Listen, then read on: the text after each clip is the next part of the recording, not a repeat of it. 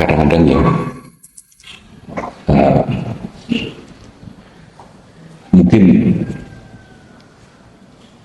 lebih baik kalau kita lihat teknik anak-anak kecil. Jika mereka misalnya ketakutan atau nggak ngerti mau apa begitu, biasanya mereka tetap kerjain tapi matanya ditutup, artinya nggak mau tahu gitu, tetap jalanin. Tapi kadang-kadang misalnya saya lihat misalnya reaksi kita juga seperti itu, lucu kan gitu. Cucu saya ini dia suka lemon biasanya, tapi dia juga nggak tahan kecupnya gitu. Jadi kalau makan lemon, pikirnya untuk menghindari rasa kecut ditutup mata. Kita juga begitu kan? Ya, biasanya. Kira-kira reaksinya sama ya? Pokoknya ada sesuatu yang enggak. Mengapa kok reaksi kita kalau misalnya makan lemon atau sesuatu, ya paling tidak saya kadang-kadang begitu asamnya, saya menelan sambil matanya ditutup masih. Foto cucu saya ini ke Disneyland, di foto-foto itu kebanyakan kalau yang lagi di roller coaster dia tutup mata. Nah ini beda memang. Ada orang yang senang sekali lihat excitement gitu, matanya malah lebih lebar, tapi ada yang tutup mata. Kita ini kadang-kadang Buddha itu memperibahsakan cara hidup kita ini kadang-kadang seperti itu. Kalau sudah ribet, kita tutup mata sambil dijalani, nggak mau pikir. Tapi itu suatu teknik untuk menanggulangi initial fear. Permulaannya kamu mungkin bisa kamu tanggulangi secara itu. Tapi sebetulnya cara yang lebih baik justru yang kalau kamu tahu apa yang kamu jadi. Tapi dan ini loh, semalam kita dengar dari Elizabeth itu misalnya, kamu bayangin kalau mendadak bangunan ini bergoyang-goyang gitu seperti kamu di kapal, dan dentuman-dentuman itu bukan petasan menyambut lebaran, tapi datangnya dari alam. Mestinya kamu akan paling tidak sangat-sangat uncomfortable, nggak nyaman rasanya. Bahkan takut itu karena memang sesuatu yang baru yang kamu nggak ketahui, makanya kamu reaksinya bermacam-macam. Ini kalau diambil sepotong, ya. Makanya saya semalam tanya ke Elisa itu, mungkin bukan tanya, just a statement bahwa ternyata seperti gempa bumi, seperti hujan atau ini betul-betul di luar our control. Kita nggak akan bisa tahu itu bisa selesai. Di Jepang, kalau kita pergi ke tempat-tempat di mana dulu tsunami ada, sekarang memang misalnya di kota Ishinomaki, ini kasih kota yang dari kota itu mungkin lebih dari separuh dari bangunan di kota itu masih tidak dibangun lagi ya, masih seperti padang gitu, terutama yang di dekat lautan. Saat itu juga ngeri juga dong. Kalau tsunami itu karena yang diudak itu dasar laut kan, makanya air yang keluar itu pekat seperti oli mobil. Yang kamu bayangkan banjir air itu bukan cuman air saja, tapi hitam malah seperti oli mobil, karena yang ditarik itu dari dasar lautan.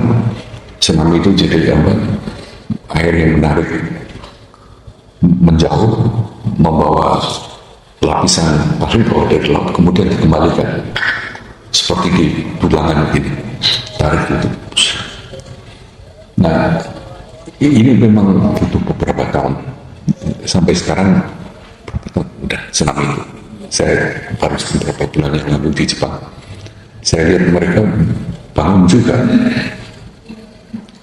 seperti tanggul, dan mereka juga bisa sekarang membuat aturan tidak boleh di tempat tinggali di sekian meter dari jarak itu. Tapi itu pun juga saya kira hanya mengurangi sedikit, dan hanya untuk merasa kamu berbuat sesuatu. Mengenai memberhentikan itu, mereka tahu persis bahwa itu nggak mungkin. Yang mereka takuti malah seperti gempa di Jepang itu dikatakan ada 3 hal yang perlu ditakuti. Nomor 1 gempa, kedua api, ketiga ayah.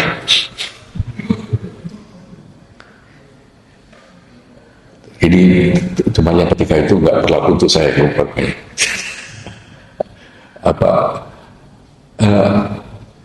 kita bisa pikir bahwa itu alam di mana kita tinggal ini sama sekali kita tidak bisa kontrol. Kadang-kadang kita merasa, di sini kita ini merasa terkecoh kalau kita mikir bahwa di hidup ini kita bisa kontrol. Karena rasanya tiap hari kita selalu membuat tuntutan, selalu mempunyai keinginan, selalu mempunyai rencana. Jadi rasanya kita ini bisa kontrol dalam hidup ini. Tapi sebetulnya it's not so. It's not so. Tidak semudah itu yang kamu pikirkan. Ya, memang kita akan selalu berkesempatan untuk ikut menentukan apa yang akan terjadi dalam kehidupan kita yang akan datang. Tapi kesempatannya itu kecil sekali, tapi banyak. Kalau misalnya gempa, tsunami, banjir, dan macam kita nggak bisa menentukan, hidup yang kita rasakan, kita tentukan ini ternyata nggak mungkin. Karena yang kita anggap bisa kita kontrol itu biasanya luarnya. Kejadian sebenarnya you cannot do. Tapi jelas yang disebut bisa kontrol, misalnya kalau ruangan ini terlalu panas bisa kita kasih AC. Nah, itu jelas gitu. Kalau pagi airnya dingin bisa kasih hot water heater gitu, atau dan sebagainya. Jadi to certain extent you can, tapi in overall you can. Nah, tapi yang saya katakan, karena terlalu biasa kita itu selalu punya keinginan, punya rencana, anggapannya kita bisa kontrol. Tapi nyatanya not really. Kemarin ada yang tanya, ini ada, itu ada, mengenai praktisasi sama badan. Ini tumbuh, itu tumbuh, gitu. Artinya semuanya ini saling berketerkaitan. Kejadian di luar ini saling berketerkaitan. Misalnya bisa orang kontrol dalam arti kata buah bersimum kelipung kesem. Nah, buah kesem ini biasanya bulat dan seperti berkabur gitu, dan tidak bisa kita makan sebelum buah ini lunak, lemas, karena kalau masih keras rasanya juga nggak enak juga apa kadang-kadang malah bikin pusing. Tapi manusia itu pandai. Wah kesemuk sekarang kalau yang dari Jepang itu persegi dan gepek. Jadi dimasukkan di dus lebih muat, lebih rapi. Makanya kamu kalau ke supermarket sekarang, tapi namanya lalu pakai nama Fuyu gitu. Itu sebetulnya genetically modified bisa. Saya waktu di Jepang pernah sekali. Kalian tahu semangka kan ya? Bentuknya macam-macam juga ya. Ada yang lonjong, ada yang bulat. Pernah lihat kamu semangka persegi kotak? Di Jepang begitu. Jadi to certain extent you can change that. Tapi sebetulnya it doesn't matter. Yang di luar ini kita akan selalu mencoba kontrol itu okay. Tapi mengenai semangka ini menjadi cube itu apa? Kubus, berbentuk kubus, nggak berbentuk bola, atau mengenai sekarang sudah bisa beli kalau misalnya vegetarian dendeng itu masih oke ya, karena dibuatnya cuma dari gluten, dari jamur, dari artinya dari sesuatu hal. Sekarang di Amerika mulai dipasarkan artificial meat, daging yang rasanya bentuknya seperti daging, tapi ini buatan cuma dari chemical aja. All into testing. Enggak soal testing, karena itu ada di luar. Karena akhirnya itu hubungannya yang di luar ini mereka punya rule sendiri, dan rule-nya ini macam-macam dan bisa kita ganti kadang-kadang. Misalnya ada musim dulu hanya kalau musim-musim tertentu, misalnya durian begitu. Dulu hanya musim-musim tertentu ada durian. Sekarang boleh dikata hampir setiap musim bisa ada durian karena di genetically modified. Kalau enggak yang dari import, artinya you can do that on the outside. Ini jalan sendiri. Makanya buah mangga, ada yang namanya buah mangga gedong, ada yang namanya buah mangga harum manis, dan buah ini lain-lain tuh. Ya, itu mungkin juga natural, tapi mungkin juga ada campur tangan manusia. Jadi begitu. Lalu apa yang ada di situ itu apakah itu karma gitu misalnya? Ini pengertian sedikit mulai teori sedikit dalam Buddha Dharma. Apakah itu karma? No. Selama itu jalan sendiri, itu hanya sebab ada satu itu timbul, ada ini itu timbul. Ternyata kalau kamu akhirnya dilihat kalau ini diambil, ini ditambahi, jadi begini. Terus dikasih kotak, jadinya begitu. Jadi teorinya begitu. Kita bayangkan bikin semangka kubus itu mestinya enggak sukar, mestinya loh. Begitu keluar semangka kecil bunganya, kamu kasih kubusnya juga. Jadi nanti tumbuhnya kan hanya sebentuk kubus begitu. Ini teorinya. Tidak ada semut dulu. Ternyata tidak hanya cuma begitu. Memakai begitu juga, memang dikasih seperti keranjang, tapi juga dimodified sehingga kulitnya ini tidak hanya membentuk secara random, tapi kulitnya ini fleksibel menurut apa yang ada dibentuk. Itu ada, ini ada, itu tumbuh, ini tumbuh. Kalau dicari sebabnya benar-benar apa yang menyebabkan itu sampai sekarang pun sains sangat sulit untuk menerangkan. Tidak ada sebetulnya yang sebab itu hanya satu. Selalu hubungannya dengan begitu banyak hal. Yang paling dia bisa ngomongkan ininya harus ini, itunya harus ini harus ini nanti jadinya seperti ini. Yang jadi seperti itu pun itu bukan end product gitu. Ini masih terus. Nah, kadang-kadang end productnya kita nggak ngerti.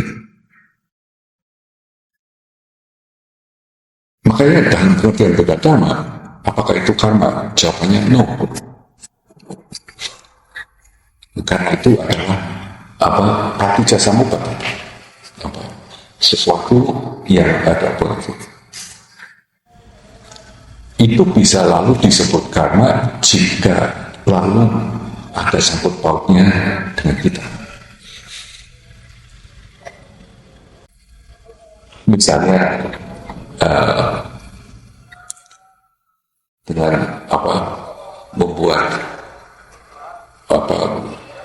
semangka yang pupus ini, kalau nggak ngerti, tahu-tahu nanti generasi berikutnya hidung ini lubangnya nggak ke bawah malah ke atas semua gitu misalnya.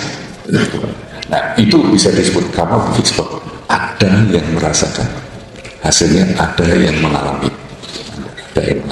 So, dan dari segi budaya itu yang disebut karma, right? Jadi karma sebetulnya itu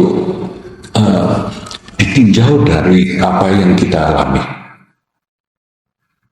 Nah, ternyata definisi karma ini apapun yang kita lakukan, yang kita pikirkan, yang kita ucapkan akan mempengaruhi pengalaman kita atau hidup kita yang mendatang. Nah, di sini menariknya. Jadi kita ini dalam suatu lingkungan seakan-akan di luar kejadiannya, seakan-akan di luar yang secara teknik itu bukan karma, tapi begitu kita alami itu jadi bisa disebut itu karma. Dan kita cara yang mengalaminya tergantung juga dari banyak orang. Misalnya kita bisa mengalami kesemut yang persegi ini karena ada saintis yang di Jepang yang mikirin, karena ada laboratori yang membuat ini keadaan ini, semuanya sehingga kita bisa mengalami itu akhirnya. Tapi kita ini sebetulnya ini lupa bahwa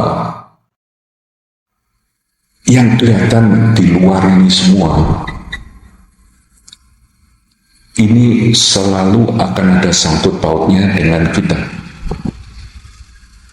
Sebab nggak mungkin yang disebut ada itu kalau kita alami.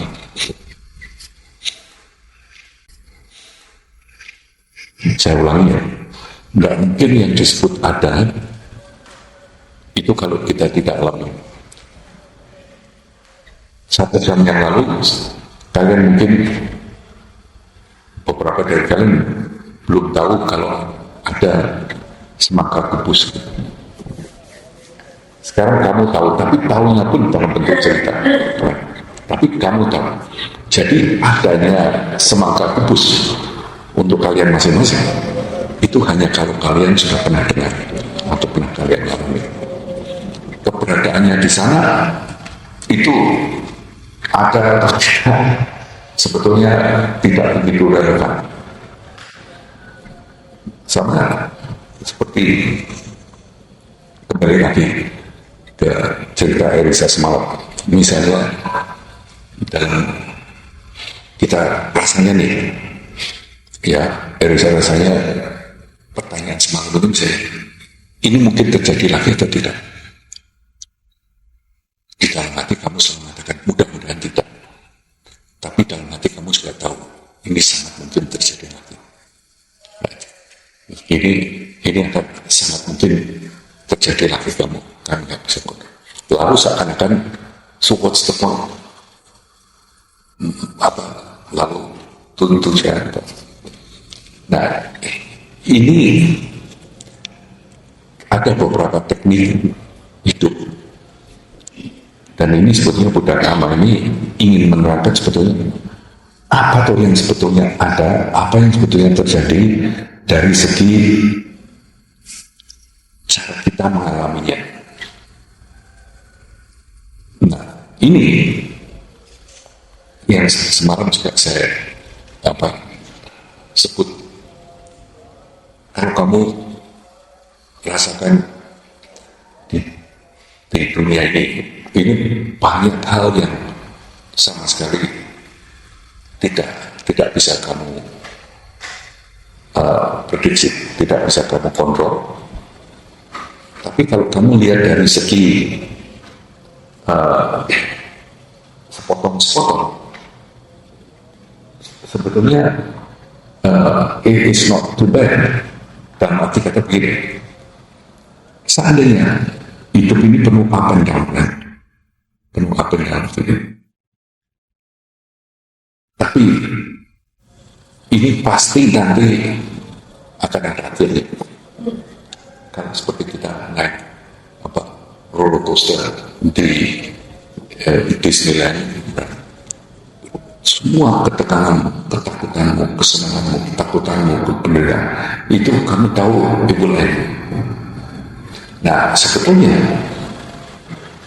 Buddha ini menerangkan, sebenarnya kamu itu seperti naik roller coaster ini,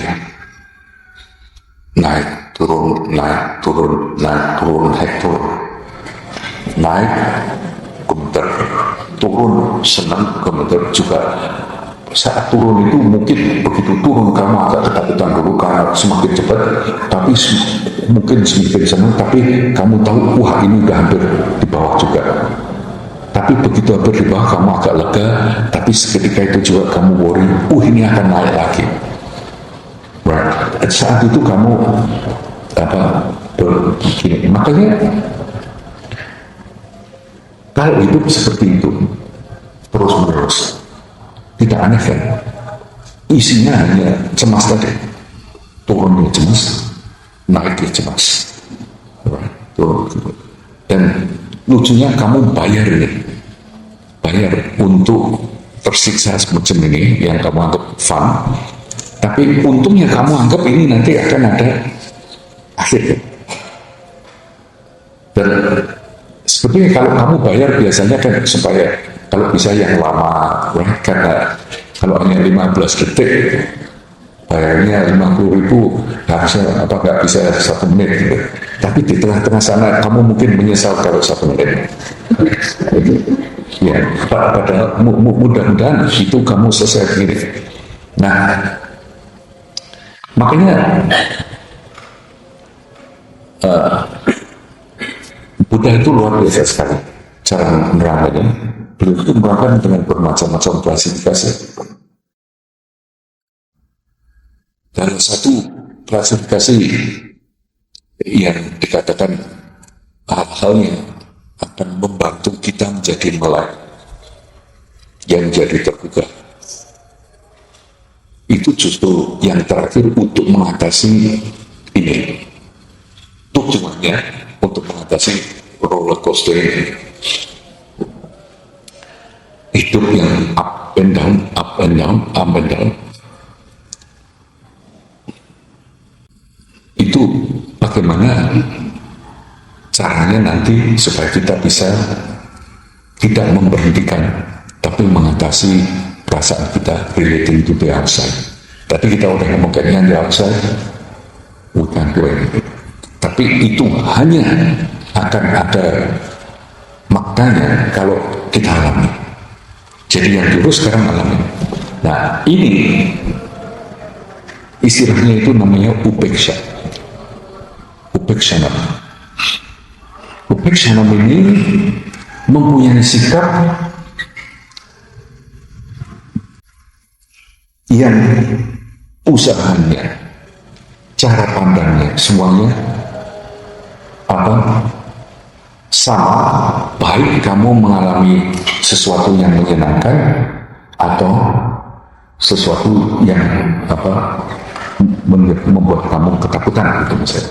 Ini attitude-nya sama, ini ketegangannya sama.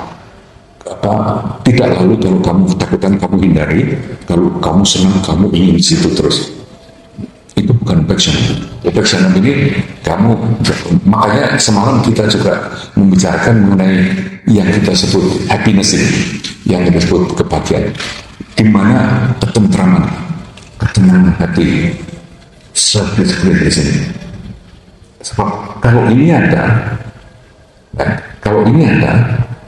apapun yang kejadian, seperti di laut ini ya, naik turun, kamu tetap sikapnya sama, pandangannya tetap sama. Nah, untuk bisa begitu, ini pertamanya kamu harus tahu dulu bahwa cara menanggulangi naik roller coaster ini itu mempunyai kebiasaan baik turun maupun naik, kamu selalu tahu ini hanya naik roller coaster misalnya. Dengan demikian mesti kamu bisa lebih enjoy daripada kamu benar-benar seakan-akan kamu mau jatuh atau kamu mau naik lagi. Nah ini makanya tadi mengapa upeksha ini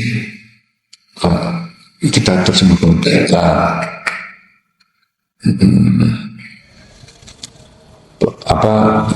sering diterjemahkan sesuatu yang seimbang dalam arti kata more balance, bukan balance tapi sebetulnya sesuatu yang konsisten, yang selalu impartial, bukan senang ini nolak ini tapi impartial, ini senang dah senang, anunya cara kita menghadapinya masih sama. Nah ini hanya bisa kita tumbuh kembangkan kalau kita latih. Caranya kita harus ngerti dulu, mikir ini loh, ternyata ada jalan keluarnya. Kalau hidup dalam roller coaster ini, yaitu yang diganti bukan mencoba cari keluar dari roller coaster, kamu tetap ada di roller coaster ini untuk hidup ini, tapi kamu ganti attitude-nya menghadapi the up and down in life, untuk mencari sesuatu yang sama. Bukan berarti kita bisa terima yang happy maupun yang nggak happy kita bisa terima, bukan seperti itu. Hasilnya nanti seperti itu. Tapi yang penting di sini upacara ini main jemari apa yang ada dalam sini, yang siap menghadapi apapun juga.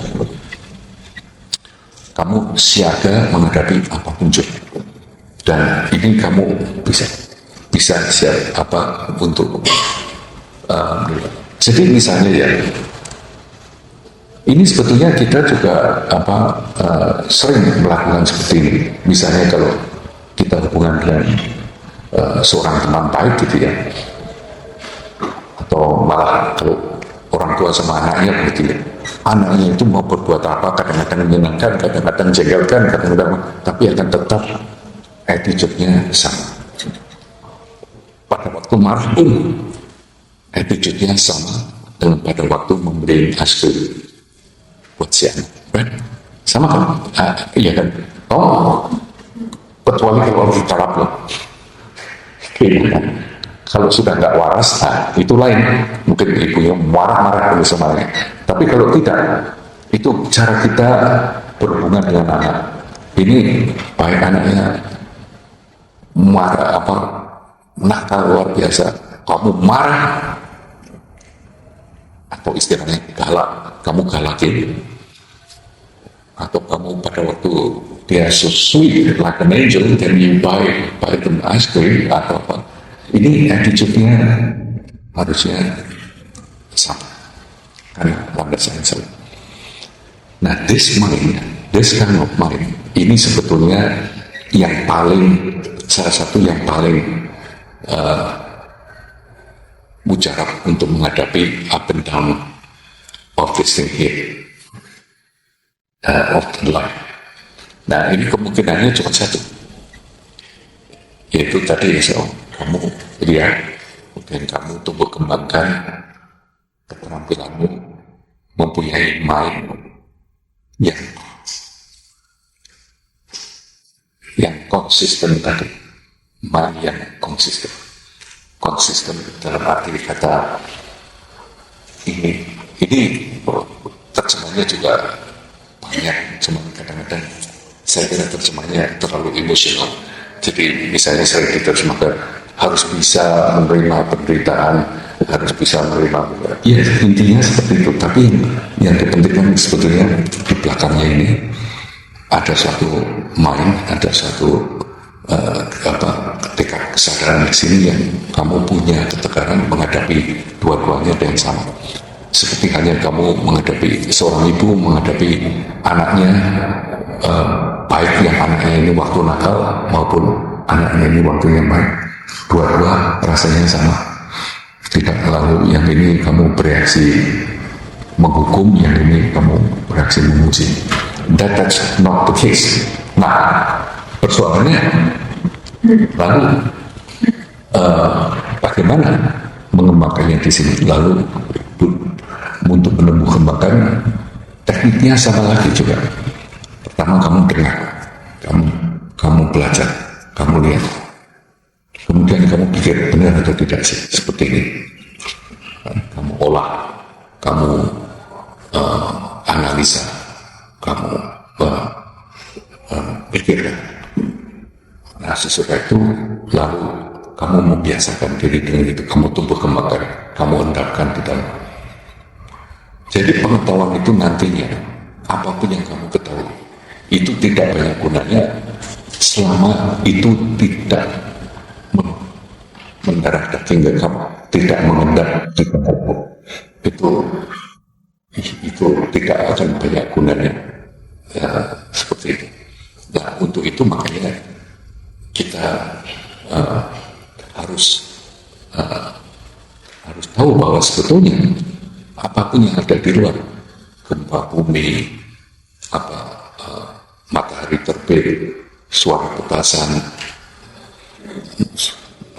soto medan, everything itu yang ada hanya bahasa Inggrisnya only counts when you experience it. Hanya berarti kalau kamu mengalaminya. Selama tidak kamu alami, mau seperti apa, nggak soal, bahkan tidak ada hal di luar yang bisa ada tanpa kamu alami. You cannot do that. Nah, bayangnya kadang-kadang tidak juga tergantung dari yang luar. Makanya latihannya yang di luar ini jelas lewat pencarian. Yang paling jadi tantangan itu malah yang dari dalam, pikiran yang muncul, misalnya ketakutan, misalnya kecemasan, misalnya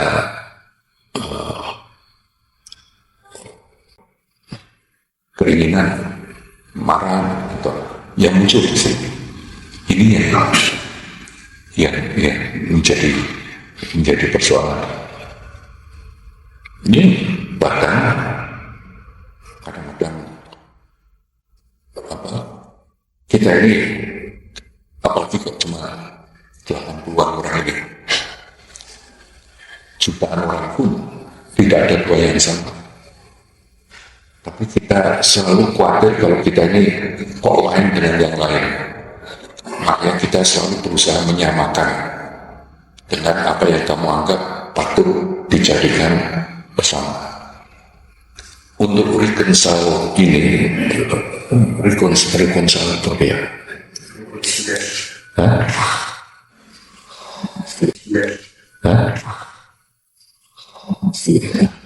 Sorry, kata-katanya sih tidak menyesuaikan. Ya mencocokkan, artinya oke. Ya menyesuaikan atau mencocokkan untuk mencoba menyelaraskan, beberapa hal yang kelihatannya berlawanan ini, kamu butuh, mungkin memang butuh tahu bahwa ternyata tidak ada yang harus diselaraskan. Ternyata seperti ini oke. Tapi kalau ternyata yang ada itu justru keinginanmu, atau kamu ingin supaya kamu itu sama dengan yang lain. Kadang-kadang kamu ingin lain dengan yang lain, tapi kamu juga nggak mau terlalu lain. Misalnya kalau ada yang namanya kelainan, itu hanya statistik saja sebetulnya. Hanya statistik saja. Yang namanya kelainan itu lebih sedikit dibandingkan dengan yang lain. Makanya itu disebut itu lain. Kalau yang disebut lama, jadi ini urusannya dengan pikiran kita. Pikirnya kita urusannya dengan yang di luar, makanya itu jadi repot. Makanya kita harus bisa reconcile, artinya kamu bisa menyelaraskan, you work it out, gimana caranya memecahkan semacam ini. Makanya untuk itu, yang tadi saya katakan, di luar kamu nggak kelihatannya ada di luar itu, yang ternyata adanya di luar itu hanya ada kalau ada satu babnya dan kita. Misalnya, kembali lagi contoh, semalam itu saya kepikir sekali cerita Erisanya. Dan di Indonesia ini ternyata nggak cuma di Lombok ya, di Palu, dulu di dekat Bantul, ya di Lampung, ya ada. Memang negara kita seperti itu. Ring of Fire, ini memang dijajaran gitu. Ini yang perlu di reconcile dulu. Ini yang perlu kita tangkap dulu. Yes, kita hidup di sini. Sebab yang paling suka itu mikirkan seandainya nggak ada gempa. Tapi kalau kita mulai bukan istilahnya menerima kan ya, tapi menerima dalam arti kata acknowledge gitu. Oke, ini kita di sini. Sekarang mitigasinya bagaimana? Caranya kita mengatur sesuatu supaya itu tidak menyangkut kita. Tapi ternyata yang di luar itu tidak sepenting apa yang ada di dalam kamu. Ini yang datang. Ini yang paling penting. Kamu bisa menerima itu, kemudian seperti kemarin ya saya ceritakan, kita itu hanya bisa merasa bebas kalau kita tahu sebatas mana kita tidak bebas lagi. Nah, jadi misalnya seekor harimau yang jadi raja hutan di hutan, betul-betul raja, mau kemana-mana, mau apa-apa, nggak ada yang jadi, nggak ada yang dia bisa tetap di sana saja. Tapi begitu dia nanti ke kota, seperti yang di India begitu, ganti lingkungan, ganti batasan, kalau dia masih tetap mau seenaknya, lihat orang itu pilih dengan mana, si harimau itu akan pasti ditangkap orang, pasti akan dia lalu dimasukkan di kebun binatang gitu. Lalu dia mimpi waktu di hutan saya bisa begini, makanya susah. Lalu dia pikir, ya saya ke kota, di kota pun sebetulnya masih enak, masih bisa ngejar Desmond, bisa ngejar Aquaman. Tapi saya sekarang di kebun binatang, dia mau susah terus ya bisa mikir yang di kota yang, tapi kenyataannya sekarang dia di kebun binatang. Harusnya dia mikirnya gimana? Dalam kebun binatang ini bagaimana lah, lalu belajar berdiri di dua kaki atau apa gitu kan, seperti film Madagaskar gitu, atau Penguin, I love movie. Nah ini hidup itu juga seperti itu, semakin kita tahu di mana kita ada kondisinya seperti apa, kita bisa manuver, kita bisa jalan seperti itu. Makanya untuk itu we have to really train untuk tahu, jangan lupa bahwa itu ada hanya karena kita alami. Jadi akhirnya ada alami. Tapi tentunya kita hanya tahu caranya menanggulangi yang di luar itu hanya kalau kita tahu ini, bukan berarti lalu kita semuanya hanya dipikir it's wrong. Tapi kita harus bisa tahu. Sekarang mestinya nggak tahu, nggak akan bisa tahu semua. Tapi kalau di sini kita sudah tahu keadaannya seperti ini, lalu sebaiknya gimana ya? Kamu bisa mikir, dan itu nanti akan ada keluar. Nanti kita akan memisahkan pada waktu kita membicarakan 5 keluarga Buddha ini. Nah, ini Buddha Dhamma luar biasa sekali. Caranya memilah-pilah, menerangkan mengenai teknik kita dalam hidup ini. Makanya untuk bisa gini, kita mikirnya kan, saya selalu berkesan kali waktu ditanya Solinis itu tanya nama, ditanya gitu, Solinis kalau Solinis kebetulan jalan di tengah jembatan bawah sungai penuh buaya, di depan jembatan di sana ada harimau, melulu ke belakang ada singa. Begini, mau uji, kamu punya senjata, bawa peluru, bawa apa? Sniper. Mau uji kan? Ditanya gitu. Kira-kira kalian tahu jawabannya? You ask me when I'm on the bridge. Kamu tanya saya kalau saya nanti di atas jembatan itu. Nanti kalau sekarang mana tahu? Yang dijawab pun hanya. So we have to have that attitude. Kalau kamu nggak ngerti, kamu harus apa? Well, we ask ourselves when we are on the bridge. Kamu akan pasti tahu apa yang kamu kerjakan. Pasti kamu akan tahu yang kamu kerjakan. Nah, untuk itu mesti punya pengetahuan, punya tahu, dan punya apa. Ini loh, kamu bisa lihat sekarang begitu banyaknya orang yang hanya berandai-andai membayangkan ini, membayangkan itu, yang hasilnya juga menyebabkan malah lebih banyak penderitaan daripada mengurangi penderitaan. Justru karena angan-angan kita, justru hanya karena andai-andaian kita. Makanya, yang penting itu the mind ini so important, sangat penting kita.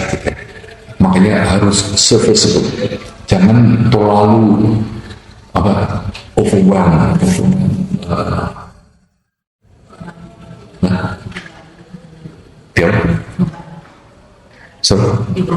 Dibebani, tapi nggak dibebani tapi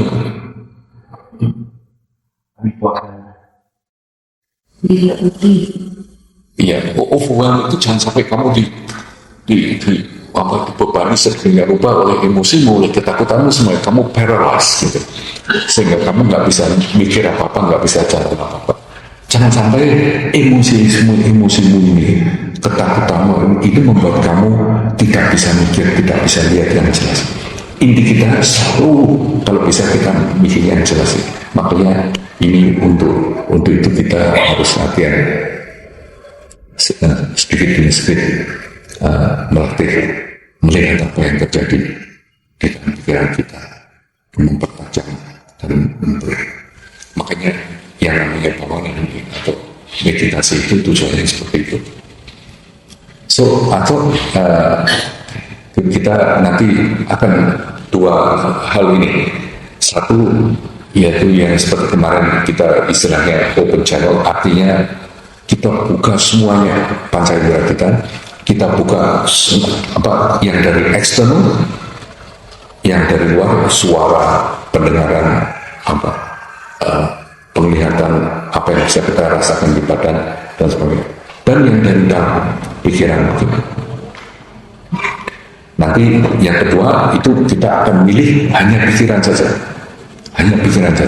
tapi itu nanti itu singkat-singkat saja, throughout the day we will try to do that.